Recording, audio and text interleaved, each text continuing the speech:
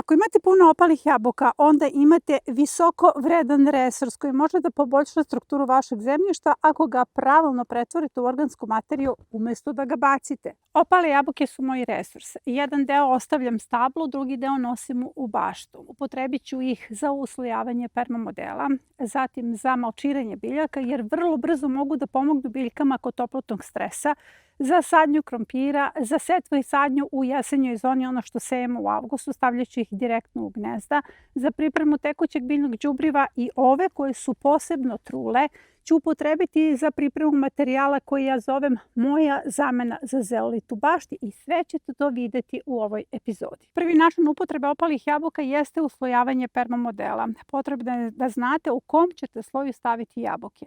Zapravo, sa ove gredice sam izvadila krompir danas i ona se priprema za jesenju zonu. Iza mene nalazi se jesenja gredica, ispred mene se nalazi jesenja gredica, to je ono što vi ne vidite, pa ćete kasnije dobiti uvid u to gde je sve postavljena jesenja zona. I ovde planiram da iskombinujem julski rasadnik. Julski rasadnik je posijan, ako ga još uvek niste posijali imate vremena i ovde će ići isključivo sadnice. Na postojeću gredicu sa koje sam izvadila krompir, ja sam sve to poravnala. Malo sam pogazila to seno kako bi se bolje spojilo sa zemljom ispod, jer se sada to seno koje je bilo već na gredici ponaša kao kabasti sloj. Preko toga sam stavila jabuke. Vidite, samo sam bacila, ovde su 3 kante jabuka bačene na gredicu koja ima 4 metra, 1,20 m širine i preko toga sada ide stajnjak. Dakle, iznad jabuka ide stajnjak. Stajnjak koji ću staviti u manjoj količini, to ću negde 2 lopate na metar dužni. Preko toga ide 10 cm sena i ova je gredica spremna za setvu ili presadnju u mom slučaju. Ovo je jedna jesenja gredica, cvekla, kombinacija sa blitvom i kupusaricama. Kupusarice su još uvek male, ali ovo je sve posađeno na vrelom talasu i primilo se. A iza se nalazi grašak, blitva, kupusarice, salata, cvekla je iza ove gredice i ovde ću još ubaciti sadnice iz julskog rasadnika. Sve ovo jesenja zona. Ovde je posejan brzi uzgoj, niče, sve se primilo i ovo se sve primilo. Ovo je sve posejano i presađeno na tom vrelom talasu, dakle prošle nedelje. I kao što vidite, sve se primilo, u uslojavanje su stavljene jabuke. Ovde je nastavak jesenje zone, ona će se spojiti u jednom trenutku. Ovde su visoke boranije, krompir, visoka boranije tikvice. To je kombinacija koju smo postavili zajedno u jednoj epizodi. Ovde se nalazi kombinacija za brzo ozelenjivanje gredice nakon crnog luka, takođe snimljeno. I ova kombinacija je takođe snimljena. Ovde sam upotrebila kupusarice iz decembarskog rasadnika i vidite kako fino napreduju. Ignorišite to što ih još uvek jedu buhači ili stenice. One su se primile i njih ćemo jesti preko zime. A ovo niče julski rasadnik. Dakle, sada ste vidjeli sve od te jesenje zone. Julski rasadnik je raspoređen svuda po bašti između visokih kultura kako bi mu one pravile hlad, a opet se bio zaštićen od sovice. I na ovoj gredici ću postaviti neku od jesenjih kombinacija. Upotrebit ću one rasadnike koje ste malo pre videli, ali ono što je sada bitno, zašto koristimo jabuke. Jabuke su resurs za azot, kalijum i kalcijum. Pre svega su resurs za kalijum. A kalijum je jako važan kod toplotnog stresa zato što poboljšava vodni režim same gredice, odnosno povećava sposobnost zemljišta da zadržava vlagu. Na taj način omogućava biljkama da izdrže i naravno tako imamo i bolje plodove u samoj bašti.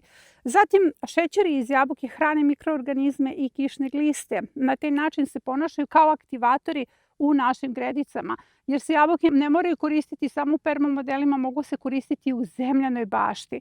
S obzirom da su zelena masa, vrlo brzo se razgrađuju, na taj način brzo humificiraju našu gredicu, pa ako hoćete dobro uhranjenu gredicu za ranoprolećnu zonu, upotrebite sada jabuke. I ono što sve nas pre svega zanima jeste njihova sposobnost da čuvaju vlagu. Gredice koje su obogaćene jabukama imaju bolju sposobnost čuvanja vlage. Na taj način biljke su manje izložene toplotnom stresu i manje moramo da zalivamo. Ako vaše biljke loše podnose toplotni stres, vi ih dohranjujete stalno, zalivate, one ne reaguju, možete da im pomognete upravo malčom od jabuka. Malč je potrebno staviti na pravilan način da bi uopšte mogao da pomogne biljkama, jer to je zapravo i najbrži način da biljke izvedemo iz toplotnog stresa.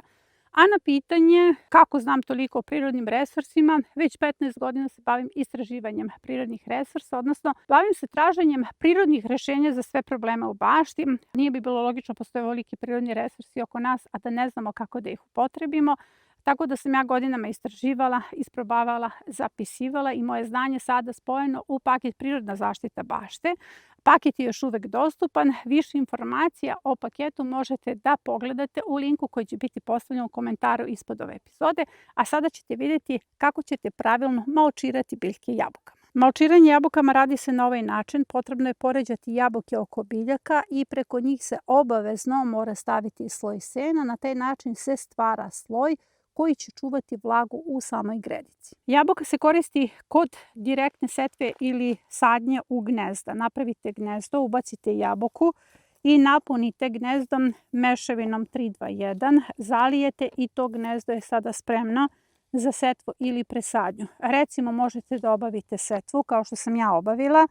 Ovo je brzi uzgoj koji je nikao, tačno pre nedelju dana je posejan, upotrebljen je princip sa jabukama. Ta jabuka ima ulogu da svojom razgradnjom čuva vlagu u samom gnezdu, ona se ponaša nešto kao sunđer, ali kasnije će ona biti dostupna kao hranivo biljkama. Recimo ovo su male biljke i njima jabuka nije dostupna, on se trenutno razlaže, ali kada one razviju dublji koren, jabuka će ih svojom vlagom vući ka dnu i na taj način po principu da koren traži vlagu, koren raste dublje i te biljke postaju otpornije. Ovaj princip je već snimljen prošle godine kod takođe neke setve u jesenjoj zoni, tako da se to već videli, ali ga sada ponavljam za one koji nisu videli. Zapravo se pokazalo kao vrlo efikasno kada je u pitanju setva na vrelom talasu. Dakle, ovo je nešto veće gnezdo zbog snimanja, ne mora gnezdo da bude ovako veliko, ovo se sada zalije, radi se direktna setva ili napravite rupu, ubacite sadnicu, zalijete, malčirate i jabuka radi svoj posao. Još jedan način upotrebe jabuka, odnosno opalih jabuka, jeste kod sadnje krompira. Ja sam krompir već posadila. Posadit ću za vas krompir u jednom gnezdu, vrlo je zanimljivo. Ovo je jesenji krompir i on će se brati od oktobra pa do nove godine. Vidjet ćemo kada ću ga upotrebiti, ali zapravo svi sada, ukoliko želite da vadite ili berete svoj krompir za novu godinu, možete sada da ga posadite. Evo, iskoristite opale jabuke, nađite neki kljavi krompir, ja sam našla neki mali kljavi krompir i možete na ovaj način da ga sadite. Ovo je taj mali klijavi krompir koji sam našla u skladištu i njega ću upotrebiti. Napravila sam ovako kao neku setvenu komoru koja je pravouglana i tu sam na dno ubacila jabuke. Preko toga ću staviti kompost da prekrijem jabuke, onda ću samo da poređam ovaj krompir na nekih 20-15 cm. Nije bitno, bitno je samo da se rasporedi po ovoj komori. Preko toga ide još malo komposta po šaka iznad svakog krompira i preko toga ide sloj sena. Zaliva se jednom u 5 do 6 dana, treba mu vlaga da bi klijao dobro. I to je sve što se tiče same neke posebne nege. Krompir se zagreće 3 puta i nakon toga čekate berbu za novu godinu. Ostatak opalih jabuka upotrebit ću za pripremu tekućeg biljnog đubriva. Svi znate već kako se pravi tekuće biljno đubrivo, ali za one koji nas prvi put gledaju, potrebno je kilogram opalih jabuka staviti u ovakvu jednu kantu, naliti sa 10 litara vode. Preko toga je potrebno staviti neki poklopac koji će, zapravo neće biti potpuno zatvorena ova kanta zbog gasova koji će se kod fermentacije stvarati, ali ja savjetujem ipak da se stavi neka mreža da ne bi unutra upadali insekti, ne zbog đubriva, već insekti podave u toj vodi. Dakle, oni su nedužni u ovoj priči. Nakon 7 dana fermentacije, dakle sada kada su visoke temperature, 7 dana je sasvim dovoljno, vi možete da procedite ovu tečnost, da uzmete tekuće đubrivo koje će nastati, a ostatak jabuka koje će vam ostati u kanti da iskoristite na ove načine koje sam vam malo pre pokazala. Na taj način jedan isti resurs se koristi 2 puta. Kao tekuće đubrivo i kao čvrsta masa koje će se stavljati nakon toga ili u gnezde ili za uslovljavanje ili kod sadnje krompira. Znači jedne jabuke koristimo 2 puta. A kada je u pitanju tekuće biljno đubrivo, koristi se za zalivanje 1:10 sa vodom. Jako je važno za biljke koje nam sada rastu, dakle ova jesenja zona, jer mi nju zapravo podižemo na visokim temperaturama onda kada je zaista sve pod toplotnim stresom, jer avgust je i septembar takođe zna da bude jako topao, a pre svega je u pitanju kalijumovo tekuće biljno đubrivo. Dakle, ja mislim da je ovo što se tiče svih tekućih đubriva koje izuzetno dobro poznajem, najjače kalijumovo tečno đubrivo. Zašto je to bitno? Zato što kalijum pomaže kod vodnog režima, povećava sposobnost gredice da zadrži vlagu, na taj način pomaže biljkama da izdrže toplotni stres. Pa u slučaju da imate biljke koje loše podnose ove visoke temperature, takođe ovo je jedan od načina da im pomognete tako što ćete ih zalivati tekućim biljnim đubrivom od jabuka. A sada ću dati odgovor svima vama koji me pitate zašto ne koristim zeolit u bašti. Odgovor je da ja koristim sve svoje resurse. Dakle, nikada ne kupujem neke preparate koji ne pripadaju mojim resursima, već se okrenem oko sebe i vidim šta mogu da iskoristim. Istraživala sam puno jabuke i uspela sam da ih spojim sa senom i na taj način dobijem materijal koji ima istu ulogu u bašti kao zeolit. Potrebno je da spojite 3 dela ovakvih trulih jabuka. Dakle, to su vam opale jabuke koje su davno opale pa su onako već malo natrule. Jer su mekane, mogu se lako gnječiti. Možete da meljete ili da seckate ili da jednostavno izlupate one tek sveže pale jabuke. Meni je to vrlo komplikovano, zahteva više vremena. Uzmem rukavice, samo zgnječim. Dakle, sad neću to da pokušavam pošto nemam rukavice, ali svi znate kako se lako gnječe. Ovo su kao pečene jabuke i njih pomešate sa jednim delom semna. Dakle, sena ili može da se koristi slama. U ovom slučaju ja uvek koristim seno zato što je seno brzo razgradivo. Dakle, 3 dela jabuka, 1 deo sena. Sve se to dobro pomeša i dobija se materijal koji ima jednaku ulogu u bašti kao zeolit. To je zapravo moja zamena za zeolit. Sve ovo što vam pričam danas jeste neka funkcija zeolita. Jabuke u bašti imaju funkciju zeolita zato što čuvaju vlagu i pomažu gredici da poboljša vodni režim. Ali kada govorimo o ovom materijalu, ovaj materijal direktno može da pomogne, znači jako efikasno, sada kod toplotnog stresa i koristi se kada se ovo pomeša, dobije se onako jedna zanimljiva masa, šaka te mase stavlja se u gnezdo kod sadnje.